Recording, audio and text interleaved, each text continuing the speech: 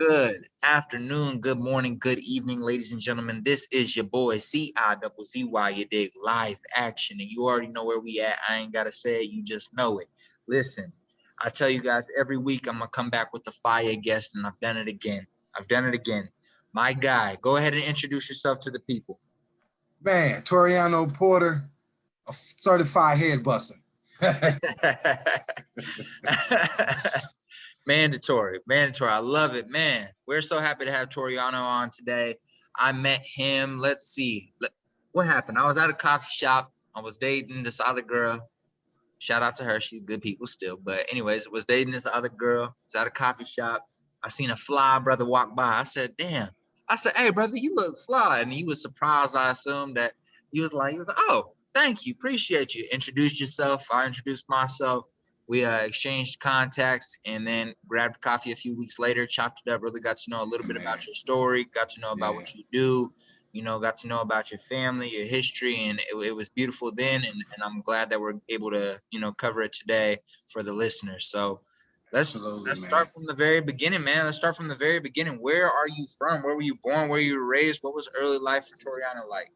All right, before I dive into that, man, just want to say I was real intentional that day when you spoke to me, man. I had been talking to a good friend of mine, and one of the things that she was telling me was that whenever you interact with somebody in public, or whenever they say to you, you look fly or you look sharp, her advice to me was to start making sure that I exchange contacts or get on IG. And that's why I came to you, man. Like, what's your IG handle?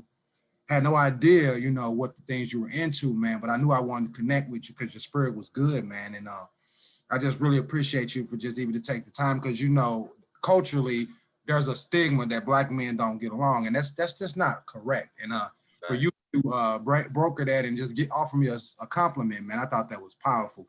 And he was a young brother I wanted to get to know, so I'm glad we was able to connect and just keep chopping it up, man. So I want to let you know I was intentional after you broke that silence, man, to make sure I followed up with to get to know you, man. And I think that's what we got to do as men.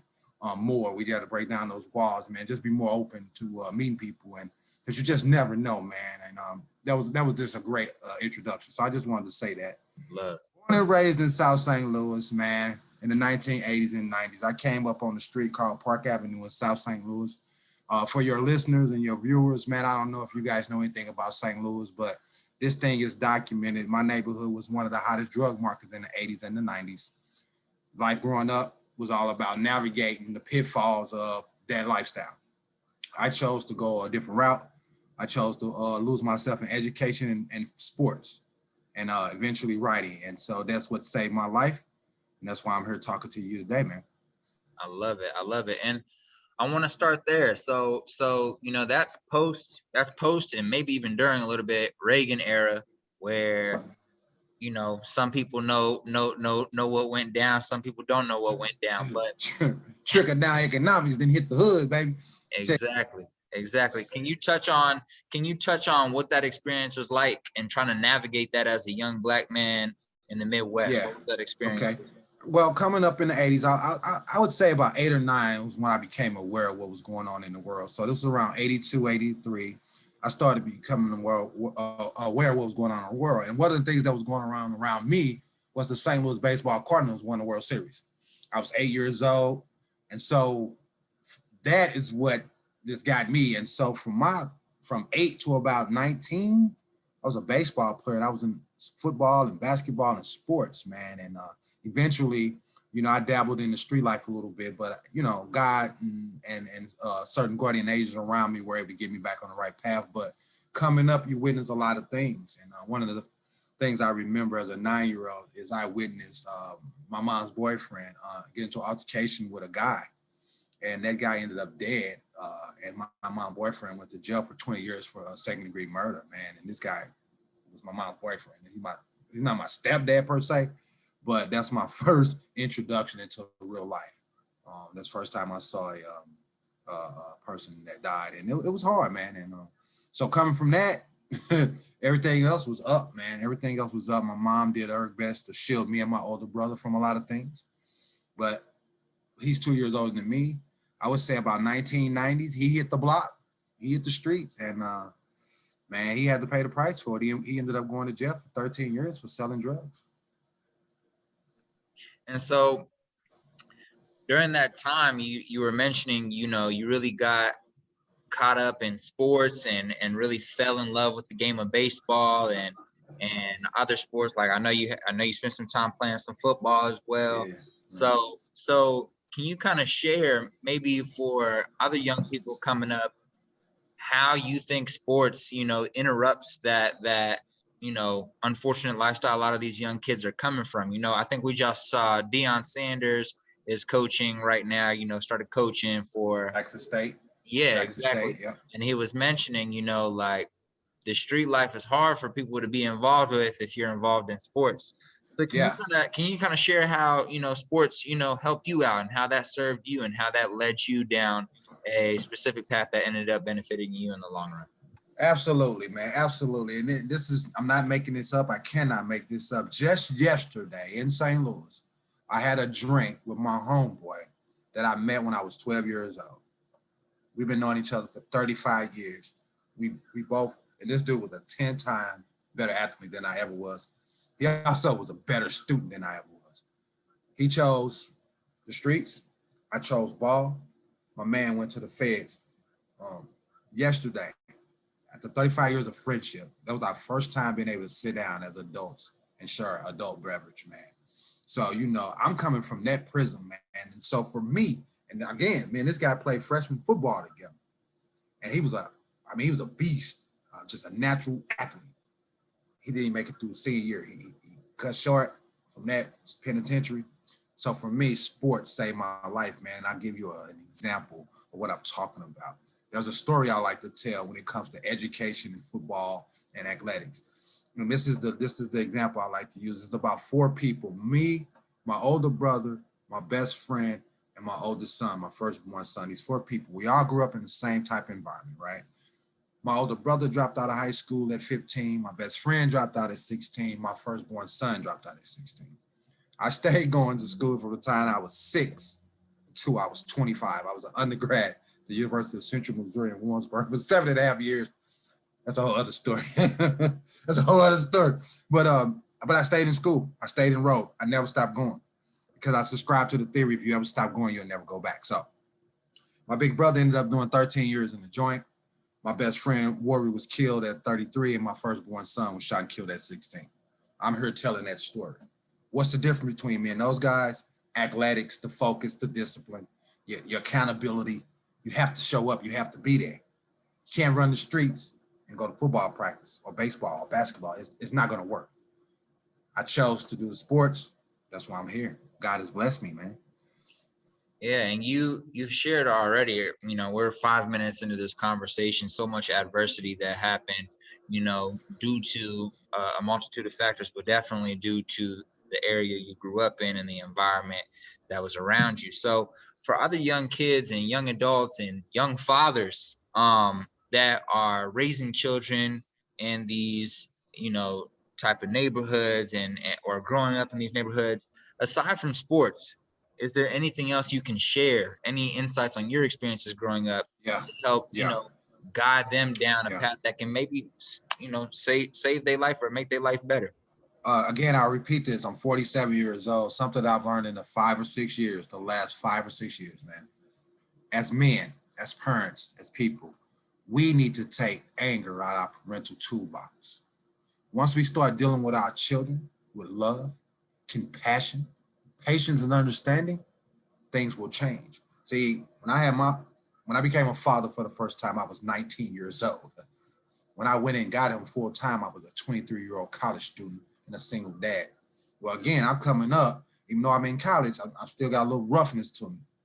And the roughness was about survival because people were dropping off in the 90s. And I wanted to raise my son to a point if anything happened to me, he would be okay. And so I kind of raised him rough. I was a drill sergeant. I believed in corporal punishment. I did all these things, and it turned out all bad. By 12, 13 years old, my son, my firstborn son, Toriano II, was running away from home, out of my home, running away from me, his dad, who I'm supposed to love and protect. He's running from me. That was an eye-opener. So what I've learned is, as men, we want our sons to be, we want them to be goons. That ain't the way. Teach these young men how to be men. Teach these young men how to deal with their emotions. Same thing with our daughters. You know what I mean? Like, it goes beyond gender. It's about being a man, a father, a parent. And so we need to take the anger out of our parental toolbox. We need to learn other ways to solve solutions. Because if you take that anger out, you remove that anger, then there's no violence, there's no tongue lashing. It's all about meeting the child where they're at. And that is how you change the trajectory of your child's life and generational curses. And that's what I'm starting to do over the last 10 years, man. Just try to make sure I groom my kids to be loving, respectful people, including my boys. Something that I did not allow my firstborn to do, something I allowed my 3 surviving boys to do, cry. I told them it's okay to cry. You can be a human being. You can cry. Whereas my first boy, hey, nah, we ain't doing none of that. What's wrong with you, man? And he's 4 years old. You know what I mean? So. Yeah, and so what happened in your life, in your personal life, in your personal experience while you were, in college and, graduating college that helped you, you know, I know you shared, unfortunately, about the passing of your first son being one of the reasons, but is there anything else that happened in your life that helped you change your mindset around, what you just shared, how, being open to cry, sharing your emotions, approaching conversations about, behavior or how you should be with love and with kindness? Like, when did that change for you, and when did that spark and you were like, I'm gonna change my thoughts from here on out? It's real simple, bruh. About 2 or 3 years ago, I'm not gonna lie to you. I met a gentleman on, his name is Jason Wilson. He wrote a book called Cry Like a Man. Changed my whole perspective on life. Changed my whole perspective on what it's like to be a man. And what the book is about men losing that masculine masculinity. Did I say that right? Let me see. Toxic masculinity. It's about shedding that emotional baggage and allowing yourself to be human. Because when we bottle all that up and we go on that tough guy stuff, man, we have to take it out on something or somebody. And unfortunately, it's usually somebody else or our children or our wives. And so when I ran into this gentleman on the internet and I started picking up on his messages, because, there's a lot of people out here, a lot of guys that think they're motivational speakers or whatever their realm is. And I have respect for people that really do their work. But this brother was different, man. The way he was just bringing that message, man, it was different. So I gravitated to it, you know what I mean? And he sent me the book. He signed it for me, man. And I read that thing and it changed everything. I love it. I love it. I love it. So let the people know one more time, what was the name of that book, just in case they want to read it? Cry Like a Man, Jason Wilson. Brother Nice. from Detroit, powerful brother, man, powerful. I love it. I love it. And I don't say that too often, bro. You know what I mean? Yeah, and speaking of that, like, when you're in high school, college, young man, impressionable, who were some healthy influential figures for you growing up that were brothers in the 90s and the 80s? Who were some people you looked up to that really kind of helped guide your path? This is what's crazy, man. My older brother, he's 2 years older than me. I just told you he spent 13 years in the joint. My best friend was shot and killed at the age of 33, which is about 12, 13 years ago. These are the only dudes growing up in my life that I ever looked up to that was in my peer group. You feel me? My big brother, his thing was, hey, yo, go home. Get off the block. You got practice, you got homework, go home. Dog, guardian angel. My best friend knows. I was 20 years old, man. I had just turned 21. I'm sitting in St. Louis. I was about to throw my life down the drain. I was about to throw my life down the drain. When I tell you I was about to throw it down the drain, I was about to throw it down the drain. My homeboy said to me, yo, you need to leave St. Louis, go back to Warrensburg, finish school, and do something with your life. 1995, man. Went back 2 weeks after that conversation. Game over. So my best friend, my older brother were those guys, man, that kept me on that right path, even though they were in the street, even though they were doing what they're doing. It takes a real solid individual not to pull you down with them, man. So those are the guys that I looked up to coming up, right? It's real, yeah. At college, man, I started connecting with some real dudes from Miami, Kansas City, where I live now, Oklahoma, California, all over America, Florida. And one of the realest dudes I ever met in my life graduated from college. He walked across the stage. He was a football player like me. He was my roommate. That was the first real dude. Like when I say real, you know what I mean? Just a straight dude from the block. The first real dude that I met that actually graduated college, man. And that changed everything. So I chased these football dreams. I chased these pro dreams, but they didn't come through. They didn't come to fruition. I had to do something. And I remember my homeboy walking across that stage. So 2 years later, I walked across the stage, man. The rest is history. I love it. And what did you study while you were at UCM? I know you said it took That's easy. a few years, but how was that experience? What were you studying? So after I majored in boozing, drugging, and skirt chasing, I studied journalism, and my minor was creative writing. So I majored in journalism. I minored in creative writing. I always knew what I wanted to do. How did you know though? Like, what was it growing up that kind of like triggered that emotion for you? Like, all right, this is what I want to do. This is what I'm interested in. Okay. All right, man. So I gotta break it down. 12 years old again, 7th grade. My mom sent me from North St. Louis. So I was born and raised in a street called Park Avenue in South St. Louis. We moved to the North St. Louis on a street called James Cool Papa Bell. Well, St. Louis is very territorial and very segregated, even amongst us. And so moving from the south side to the north side to these projects, me and my big brother had a lot of problems. So after 1 year, my mom was like, you know what? I'm busting y'all out. We were part of the voluntary desegregation program in Missouri. We were bused from North St. Louis, where we lived, 27 miles to Eureka, Missouri. And that changed everything. So in the 6th grade, 1985, I went out to Eureka in the 6th grade. I came back for my 7th grade year. We're in social studies class, and we're playing a game called Current Events. Social studies teacher, his name is Mr. Sharp. I'll never forget it. On Fridays, we played the game called Current Events. He would set us up. We would have buzzards. It was teams of 5. The first time we played this game, sir, I did not know the answers. I tried to answer twice. I got both wrong. And the rest of the answers, I didn't try. The questions, I didn't even try to answer because I didn't know them. I didn't like that feeling. I did not like that feeling. I felt like a dunce. So what I did after class, I've always been an advocate for myself, man. I've always going to advocate for myself. After class, I walked up to the teacher and I asked a simple question. I told him my concern first. This stuff is not in my homework. It's not in my notes. It's not in my book. How am I supposed to know this stuff? And the man says to me, the name of the game, son, is called Current Events. Go home, watch the news, read the newspaper. I was 12. I've been doing that every day since, every single day. And so when I got to 18, 19 years old, they talking about what your major is going to be. It was a no-brainer. It was journalism. I knew what I wanted to do. I love that. I love that. Fun fact, my 7th grade social studies teacher name was Mr. Sharp as well. Hey, man, you never know. Fun fact. And he's the only one that would ever keep it real with me when I was like acting out. He'll pull me outside of class, snatch me up by my shirt, look at me in the face, and he'll be like, you know, if you want your life to go down the right path, I need you to switch up your behavior immediately. And I'm like, yeah, whatever. And he'll shake me up. He'll be like, listen to me. I'm like, okay, all right. So you serious? Okay.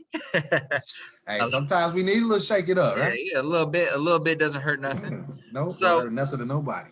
So I wanna talk about your love for St. Louis, man. Can we talk a little bit about, you know, you talked about the Cardinals. What are some other highlights from your childhood, from your teenage years that you really miss and love about St. Louis? I know you still go back home and visit, but what are some things that you really miss? It can be anything. It can be the legendary Chinese food. It can be a certain type of drink you used to get from a certain gas station. What are some things that you really remember about life in St. Louis? I miss having access to my mom and my grandma, man. To be honest, man, I'm a mama's boy. I miss my mom and my grandma, man. I'm blessed they're still alive. But they're, I live in KC, they live in St. Louis. And when I lived in St. Louis, I was boom, boom, I could hit the block. I'm right there, mom down the street from grandma, and I miss that. I miss having that access to those ladies because they're powerful women. Those women, you know how I go, man. When you get a powerful one behind you, man, it's a wrap. Ain't nothing you can't do. And so my mom and my grandma are my rock, my backbone. So I just miss having access to them and being able to see them every day. But as far as, the day-to-day, the vibe of the city is the city, man. I had to get out of that place, man.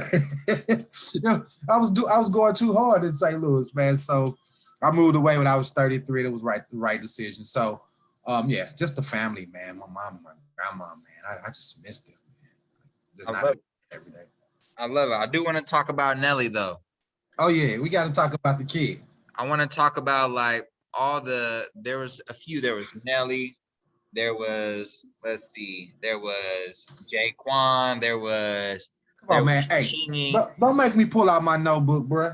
Don't make me pull out my notebook. The top 100 songs in STL hip hop history, baby. Man, You better believe it. So you had Nelly, Jaquan, Chingy. You had guys that was like out of order. You had guys like the whole nine, man. We had a run. And I covered entertainment from 2001 in St. Louis to 2007. I was on the scene, man. So we had a nice run.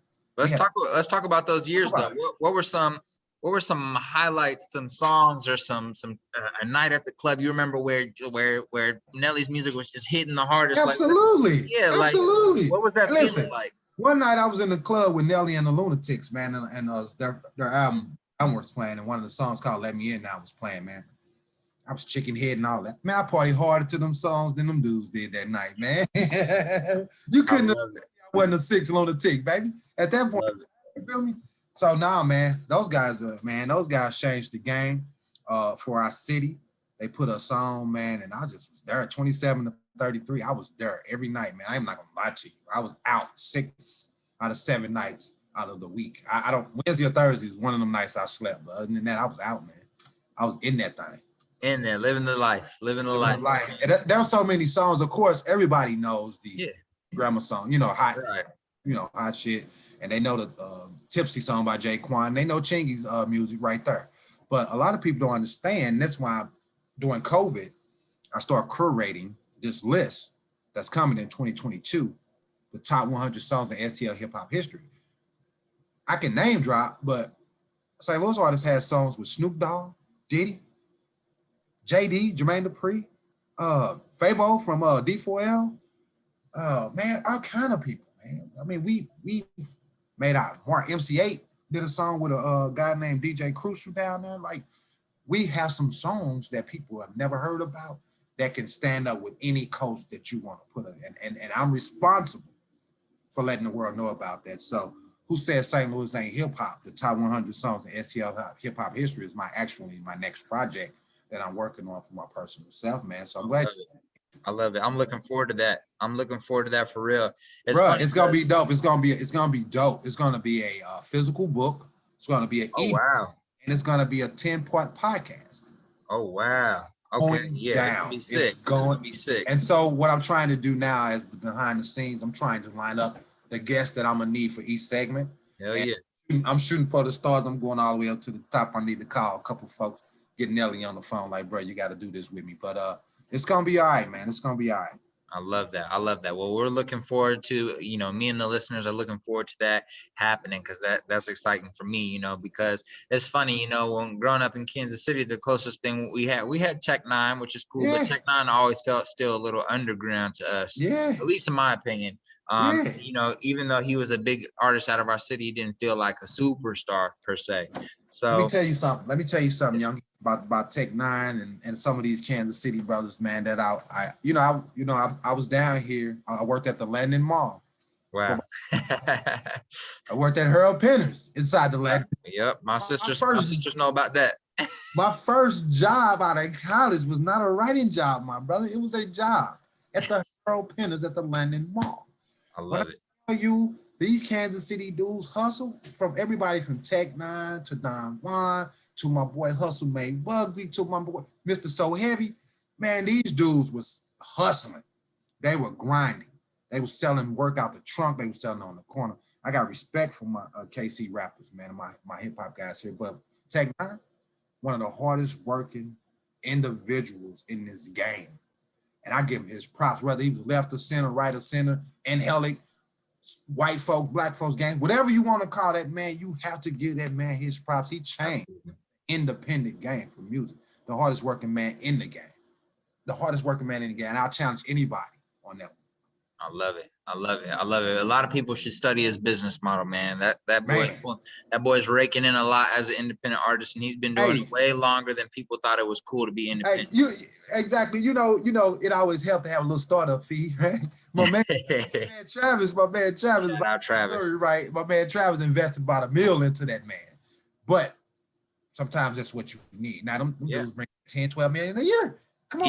Easy. Easy. That was probably one of the best investments that dude Travis ever made in his life. Made in his life, right? Exactly. Man, yeah.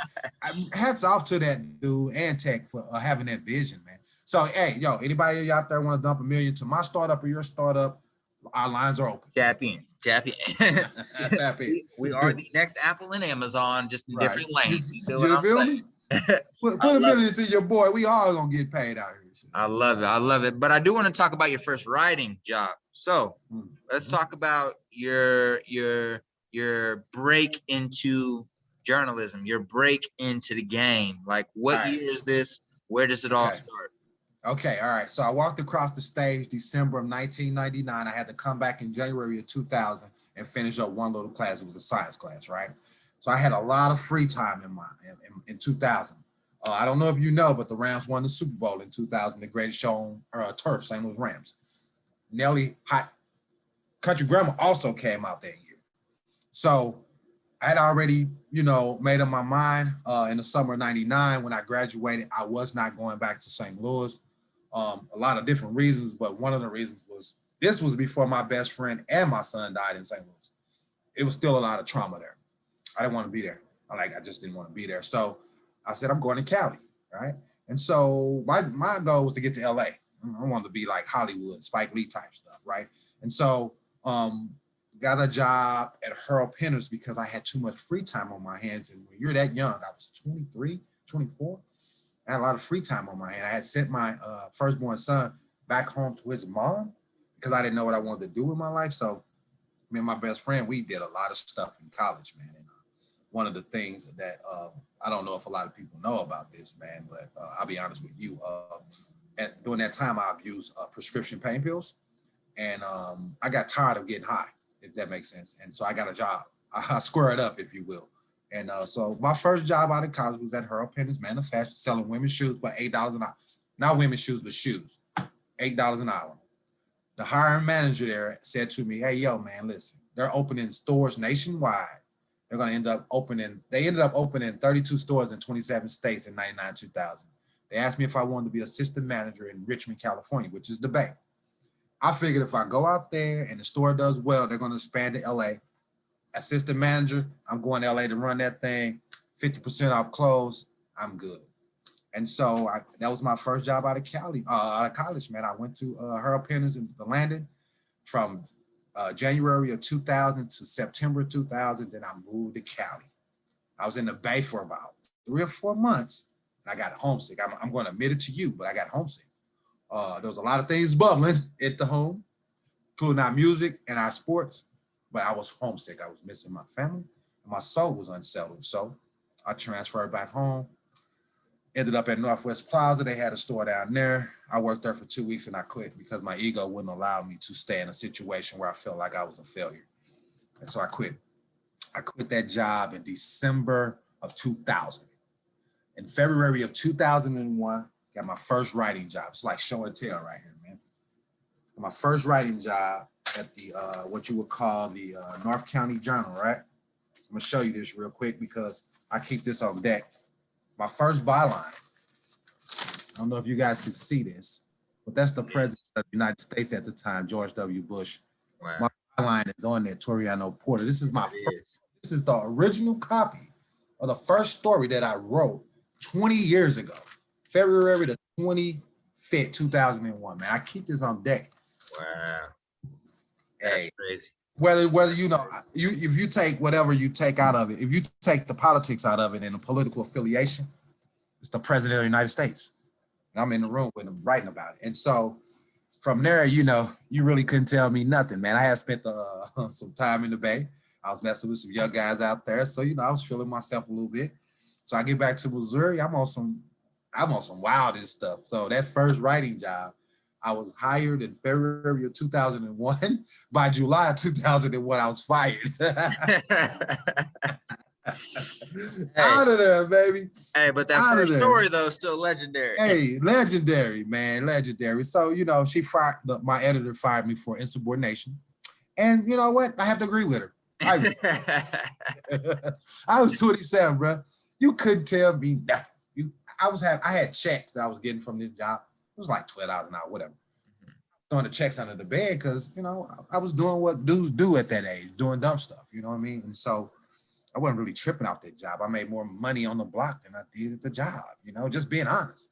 Not saying that I'm bragging about it, but at 27 years old, I made more money on the block than I did at work. And so I didn't take the job serious. And so I was humbled though too, because at 27, my first writing job that I ever got as a professional, I was fired from. I didn't get another full-time writing job until I was 33 years old. 6 years. Man. 6 years, man. And when I tell you grinding, because at some point, again, I squared up. I promised God I'm not going to do anything illegal. And I'm going to go ahead and just grind. And man, I sold women's shoes, cell phones, insurance, and gas. I was the best gas station attendant ever. I will pump your gas. I will make your coffee. I will clean the bathroom.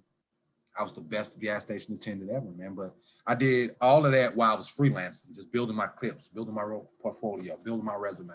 Still no full-time writing job though. So it was hard. It was a tough time in my life, man.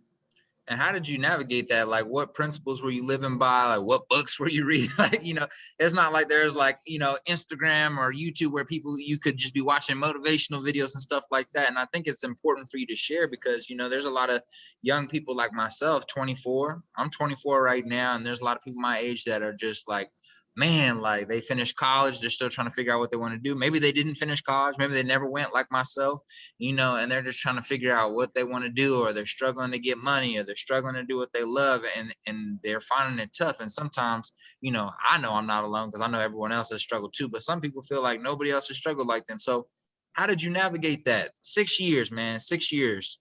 I'll tell you this, young Carlos, about the age of 30, man, 30 years old, I was humbled, right?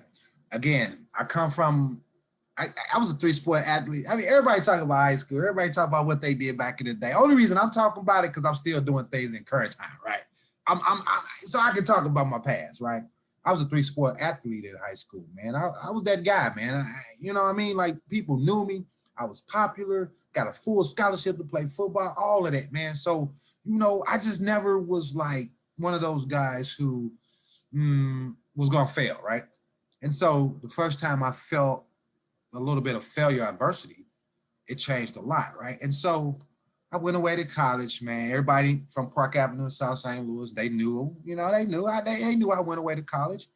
And I came back after I moved back from Cali. Everything was cool. I was writing and, you know, I had a little money in my pocket, so everything was cool. But when I squared up and I got legit, I was working for my uncle at his gas station. And, you know, South St. Louis, and I was frustrated and I quit. I was 30 years old. I felt like I'm educated. I can get a job. Man, I was out of job for a year and a half, bro. And this is the key. This is where I'm asking your question. This is the key. At that point in time, I promised myself and God, I was not going to do anything illegal. I was just going to see it through.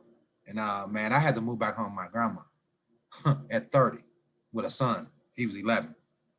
That was humbling. So again, I went away to college, played football, had some success, went away to Cali, came back writing. I thought, because I came back after all 7.5, 8 years, and the guys were still on the block doing what they do, I thought I was bigger than the block. You're never bigger or better than where you come from, and your boy thought he was. And at 30, I got sent back home to my grandma's house with a tail between my legs. And I was embarrassed, and I got humbled. And the same people I thought I was better than were the same people who picked me up when I was at my lowest. And that is why I named my first book, The Pride of Park Avenue. I'm not talking about myself. I'm talking about my neighborhood. It's an ode to my block. It's an ode to my neighborhood. I wanted to take something that we were doing in the 90s, you know, banging, representing, carrying gun, and making something positive. The Pride of Park Avenue. So I made a promise to God. This is how I got through it. I made a promise to God and myself. I wasn't going to do anything illegal, and I was going to take whatever came.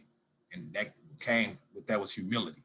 And you cannot buy that. Humility is priceless. I love that. I love that, man. Whew. The best thing about this podcast is hearing people's stories, man, because as a young person myself, to be able to just lock in and hear the authenticity that comes, you know, from the heart of people's stories, and people have to go back years in their life into their brain and tap into those sources and into those memories, and to hear the feelings, to hear the stories is just beautiful and inspirational. So, you know, I've told you this before, but I always want to thank you for, you know, anytime we get to chop it up, because it's always good to just get that little source of like, damn, all right, they went through some shit. I can go through some shit. Yeah, They went through this. Now yeah, they, you know, I see you smiling. I said we was yeah, last man. weekend or the weekend before, we was out, we Yeah, was having some chilling, coffee, chilling, chilling sunny day, on smiling. some yuppie shit. Exactly, exactly. Some So young yuppie shit. exactly. So to see, you know, hear people's story of pain and tribulation, but to also see them here 20 years later with joy on their face, loving what they do, Yeah, is man, something beautiful to see. So, man. so you worked at the Lee Summit. You worked for the Lee Summit Journal for what, 5 years? I when I moved up here in '07, I worked for the Independence Examiner newspaper in Independence, Missouri. It was 4 years. Sports editor, right? I did 2 years hard news, 2 years sports. Yes, sir. Then my position was eliminated. I was down for about 13 months, but this time I was solid because I had a product. Yep. You know what I mean? I invested in myself. So, um, you know, entrepreneur type stuff. So I was selling books and doing public speaking, freelancing. I was able to get through that 13 months. I didn't have to move back in with grandma at that point. You know what I'm saying? Because that's another thing. At 30, I didn't have any books out. I have 3 out now, but at 30, I didn't have any out. And when that happened, I wrote my first book. And I told myself, man, if something ever happens to my job again, I want to make sure I have something for myself. You know what I mean? And I don't want to go back in with my grandma on Park Avenue, man. So I wrote my first book, then I wrote my second one, and I wrote my third one last year, man. I'm working on my fourth one now. So I just been trying to invest in myself, man. So, you know. I love that. And before we transition into Lisa and Casey Starr, before we transition to that, I do actually want to talk a little bit more about your books. I know you kind of shared here and there, you know, what the Pride of Park Avenue is really about, but can you, you know, give us a summary of what the book's about, where people can find it, and, you know, what inspired the story? Again, you've kind of shared it throughout, but can you kind of compile it all into one? Yes, sir. My elevator pitch about the Pride of Park Avenue is a collection of short stories, poems, and personal essays about life growing up in the hood and trying to make good. There was a lot of pitfalls I had to navigate to get where I was trying to go. And where I was trying to go was to either play professional football, go to Hollywood and be the next Spike Lee, or be a newspaper reporter. You know what I mean? And so you have to navigate these things because death comes knocking at your door, tragedy comes knocking at your door. You walk outside, you never know what's going to happen. That was real. Like, I'm not making this up. It's documented. And so my first 8 stories in this book are personal essays about everybody that I lost up until I was 21 years old in the streets of St. Louis to gun violence. And so those personal essays are emotional, they're touching, but they're also therapeutic for me. So the Pride of Park Avenue is about life growing up in the hood trying to make good, man. And can you share, you shared with me actually the other day, and that's the only reason why I asked this question or asked you to share this. Can you share about your realization of, you know, Park Avenue when you were in New York? Yeah. Oh, that's a great story. So it's got to be a great blog post one day, right? My blog's on my website, torianoporter.com. But this is going to be a great blog post one day. What's in the name, right? So back in 2004, I was still working on my project, The Pride of Park Avenue, which didn't come out until 2008. So it took me 4 or 5 years to complete it. But it was a working manuscript called The Pride of St. Louis, because I was living in St. Louis. My mindset was St. Louis. And so I was in New York City for about a week out there, man, with my cousin, helping him promote his movie. And I was on Times Square and I took a walk.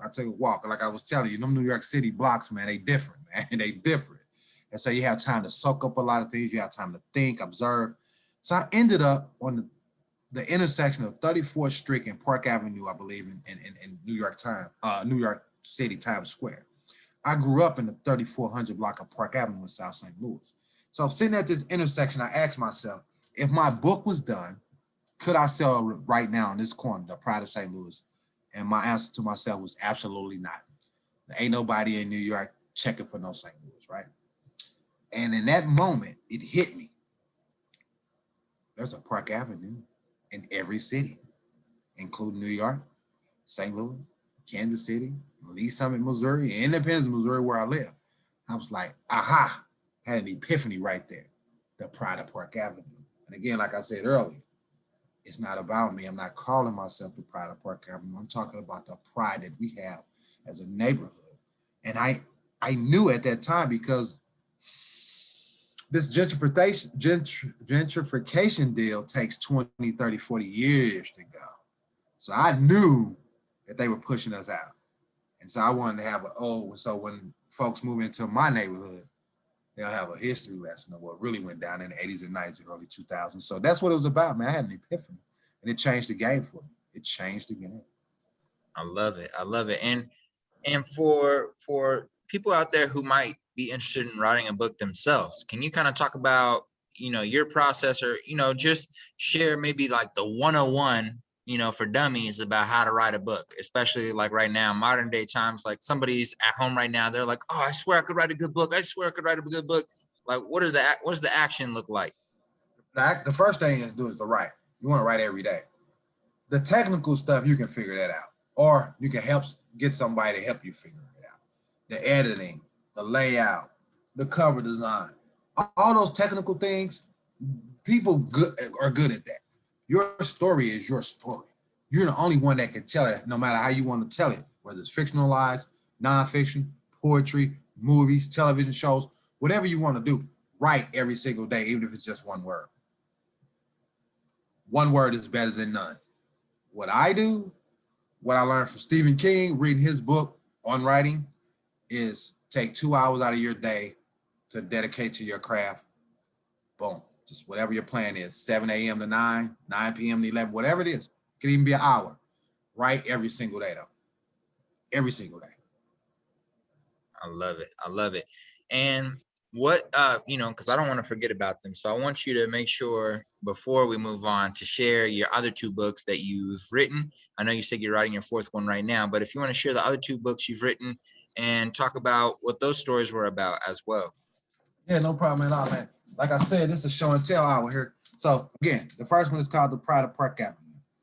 My second book, my first novel, is called James Cool.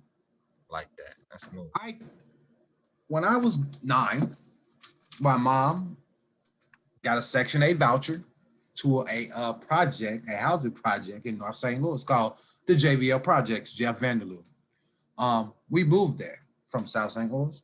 And when we moved there, we were introduced to the JVL Posse, which is the neighborhood gang. Well, they don't like dudes from South St. Louis. So it was just me and my brother. I'm 9, he's 11. First day on the block, and this is real life. This is real life. First day on the block, saw the most prettiest girl in my 9 years of life. And I was in love. And so, I chased her. She was never my girlfriend. So 30 years later, I wrote a novel called James Cool. In this book, because it's a novel, I get the girl. I call it the cute little story between a girl and a boy and their first crush. James Cool. I wrote this for middle school kids. Black boy on the cover. When I was coming up, I didn't see a lot of black boys on the cover. My third book is my first digital-only project. It's available on Amazon.com, the Kindle app for Android and iPhone. The 5 people you meet in the hood before you get to heaven. 38 pages. It's 5-person essays about the 5 people closest to me that I lost within an 18-month span. The 5 people you meet before you get, 5 people you meet in the hood before you get to heaven. They're all connected. They're all intertwined. That went #1 on Amazon, hot new release. That's my third book, and my 4th one, like I told you earlier, I'm working on it right now. So I love it. I love it. I love it. Ladies and gentlemen, you just got the drop in on auto. So go cop. Go Amazon.com or TorianoPorter.com, or just Google The Pride of Park Avenue. It'll pop up. It's too easy to find. Go find. You feel me? Yes, sir. I love it. I love it. So let's talk about, the time you spent here in the area. You went Independence to Lee Summit to Kansas City. So can we kind of just talk about the journey of your career as a journalist, as a writer, in the Kansas City metro area, and maybe some highlights. You know, what were some really enjoyable times? What were some really tough times? Yeah, man. The journey was the journey. It's the part of the grind. And so, like I said earlier, 2001, 2007, I was a freelance writer in St. Louis, had a bunch of clips, applied for a job at the St. Louis Post-Dispatch, a dream job, because that's my hometown newspaper. I always wanted to work there. The hiring manager told me to go to a smaller newspaper, get some daily experience. I moved to Independence, Missouri, Independence Examiner, spent 2 years covering hard news, 2 years covering sports. I covered high school sports, and I covered the Chiefs for 2 years. I covered the Chiefs for 2 years, man. I thought I was good. I'm done. I could retire now. I made it to the league. Went from there to the Lee Summit Journal, where I covered business and education for 4 years. The people who own the Lee Summit Journal, McClatchy, owns the Kansas City Star. So my thought was I'll spend 2 years in Lee Summit, then I'll go downtown to Kansas City and go for the Star. I was 4 years in Lee Summit, almost quit, almost got fired. It was bad. But God has been on my side. In 2016, I started at the Kansas City Star as a breaking news reporter. You guys got to keep something in mind. I'm going to be real quick with this. When I was 18 years old, I told myself I wanted to write for a major daily newspaper. I was 42 years old when I got my first major newspaper job, dog. That's 24 years, bro, of grinding. I need you to hear this. 24 years worth of grinding just to achieve a dream and a goal, bro. 24. So I breaking news editor August of 2016. By December of 2018, I was promoted to the editorial board at the Kansas City Star, and that's what I do now. I'm an opinion writer for the Kansas City Star's editorial board. I don't know if people know what that means, but I'll break it down in layman's terms. I'm a Black man in America that get paid to give an opinion for a major daily newspaper. That's practically it in a nutshell. I love it. I love it. And like you said, don't let that go over y'all head, ladies and gentlemen. 24 years, man. 24 years. And he's still here with a motherfucking smile on his face. Man, life is good, man. Kids are healthy. I'm healthy, man. I'm making a difference in the community. The job is cool. It's gravy, man. I mean, I ain't got no complaints. I would be disrespecting God if I complained right now, man. I would be disrespecting God. I love it. But I think it's so important because people want things so fast, especially now. And I'm one of them. You know, I'm guilty of it every other day, right? So, you know, it's real to be able to hear that is, again, I think the best word to say is humbling. It's not that the journey wasn't beautiful at times and sad at times. I'm sure you had good times, bad times, middle times, you know, but, you know, there's always a big goal that somebody's trying to achieve, and it may take you 20 years, it may take you 30 years, it may take you 10 years, it may take you 5 years, but the only thing you can control is working hard and being intentional with what you do. When that comes is God's choice. But you just got to be intentional and continue working.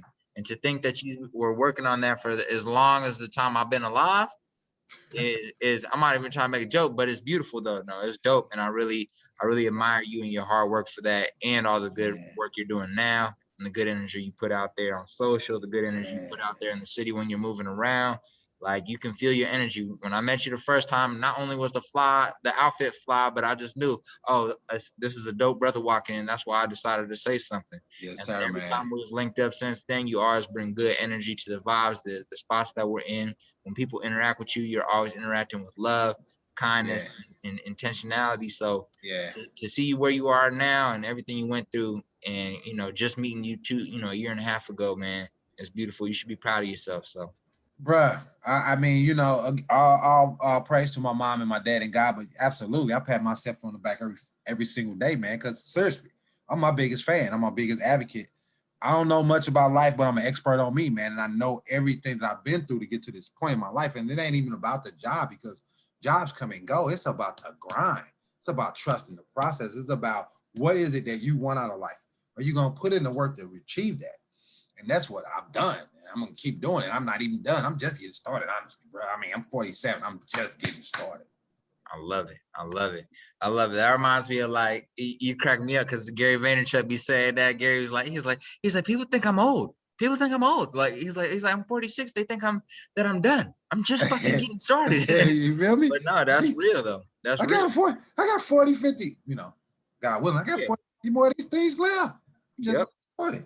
Absolutely, absolutely. So I do want to talk to you a little bit about, man, what are some highlights of Kansas City that you really love about Kansas City? What are some things that you really, admire about this town, about its people, about its sports, whatever it might be? The people, I love the people. I love the food. You guys, Kansas City has what I would call a great collection of executive chefs here, award-winning chefs, James Beard nominated and James Beard award-winning chefs, and you can tell it's bigger than barbecue. I love the people. I love the food. I love the cost of living. I love being able to be in the middle and I can get to any part of the country from here. I love the coffee. I love the craft breweries. I love the craft distilleries. I love the entrepreneurial spirit. I don't know if you know this, man, but there's a lot of startup energy out here in Kansas City. And I don't, you're going to Austin. Austin is a big time city, but KC is right up there as far as entrepreneurial spirit, man. I love this place, man. I tell people all the time, Kansas City is slept on, and it's bigger than barbecue. So for me, it's the people, it's the coffee, it's the food, it's the beer, it's the bourbon, it's everything. I love this place, man. I really have found a level of peace that I have never had in my entire life here in Kansas City, Missouri. I love it. I love it. So I would love for you to share 2 to 3 pieces of advice for young people coming up that are trying to navigate their careers as journalists or as writers. What do you suggest? Somebody's graduating right now from Northwest with journalism. They love writing. They know they have a talent in it, but they don't know which direction to go. What would be your pieces of advice? All right, do the work. No one owes you anything. Trust the process. Do the work. Expect nothing. Nobody owes you anything, and trust the process. That's the advice I got from now. To get a little deeper than that, and below the surface. Network, politic, meet people, get out here, put your work out here, build your portfolio, have a presence online, have a brand, have conviction. Don't sell out for money. Believe in yourself. I love it. I love it. I love it. I love it a lot, man. Really, what I love most is your energy. Every time I link up with you or I see you on IG or something, like even the type of content you post on all your IG stories, like I typically just skip through people's IG stories. Like, I'm not gonna lie, like I kind of just tap through because I hate having the notification that they Yeah, have a story. I don't know, it's yeah, a yeah, yeah, key thing, yeah, but yeah, yeah. like really, and I'm surprised. I've only known you for a year and a half. My favorite things are sports, business, and hip hop, pretty much. Like that's Right, pretty much it. And right. for some reason, your story is the one that I always stop and just look at. I'm like, oh, nice, nice. Oh, he was here today. It's like a good vibe. Like you always provide a certain type of energy, and I think it's just natural to you that you've kind of just mastered yourself, and yourself, authentically is just dope. So Yeah, man. Hey, listen, and here's what's crazy about being authentic, man. I still have some ugly truths I ain't even put out to the world, man. Like, seriously, man, like it's still more layers to peel. And I'm so public with my stuff, man, and my heart aches and my failures, man. So um, I like to tell people I'm truthful and I learn from my losses and I celebrate my wins, but it's true, man, because what I want to do is I want to bring a level to this thing called life where people don't feel like you have to be perfect to succeed because you don't. You just gotta stay the course, man, and believe in yourself and believe in the process. And so that's really what I'm about, man. Like I'm an open book. You can ask me anything. Anybody can ask me anything, and I'll tell them. Whether it's a win or a loss, I'm gonna own it. But I'm still shining. I'm still smiling. I'm still breathing. I'm good. I love it. I love it. Final 2 questions. What is a quote that you live by? That's great. There's two. I have to give them because I don't make them. I jack them. There's a poet by the name of Clint Smith. He wrote something that I use in a lot of my presentations. We are worthy of existing without fear. We are worthy of existing without fear. Clint Smith, Arthur poet. There's another Arthur, Mender Hartz is her name. She wrote a book called The Memo. She came to KC before COVID. She was giving a speech. Success is not a solo sport. Success is not a solo sport. I love that. Right? So those are the two things I picked up from those folks. My football program, in Warrensburg, Missouri, Central Missouri State, the Muse, we had a creed called the Mule Ball Creed. And that creed is man's greatest moments of happiness when he pushes himself beyond what he thought was expecting and still succeed.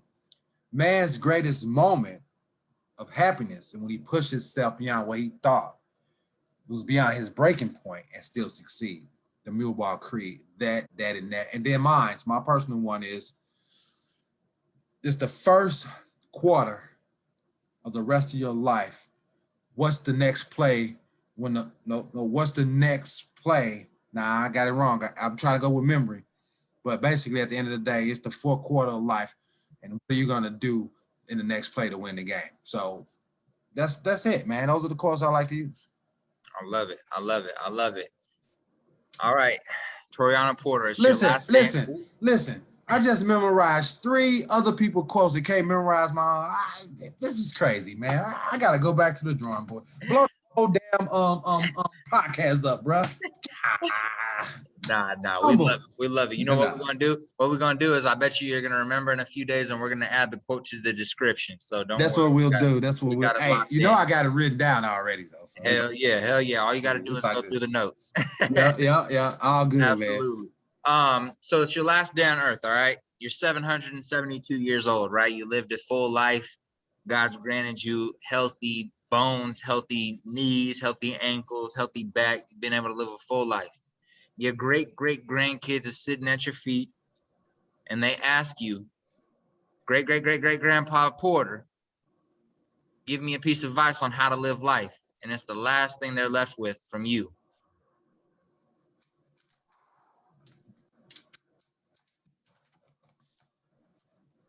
Remain faithful, be humble, treat people with respect.